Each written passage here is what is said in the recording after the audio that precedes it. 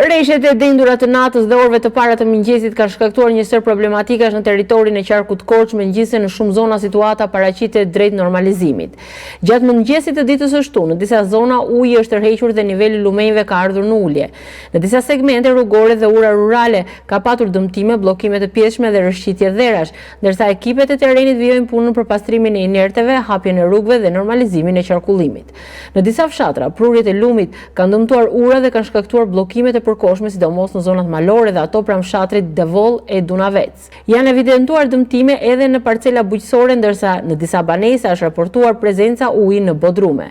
Ekipet zjarfikse dhe të emergjencave janë angazhuar në pompimin e ujit dhe marrjen e masave të sigurisë. Në nivel energjetik, disa fibra vijojnë të jenë jashtë pune pjesërisht ose plotësisht, duke shkaktuar mungesë energjie në zonat rurale. Ekipet e OSHE po punojnë për riparimin e defekteve dhe riaftësimin e rrjetit, ndërsa furnizimi për konsumatorët me rëndësi të veçantë është garantuar.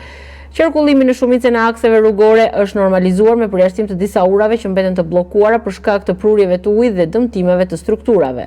Në disa segmente malore, mirëmbajtja ka punuar për largimin e inerteve dhe aktualisht lëvizja zhvillohet pa probleme të dukshme.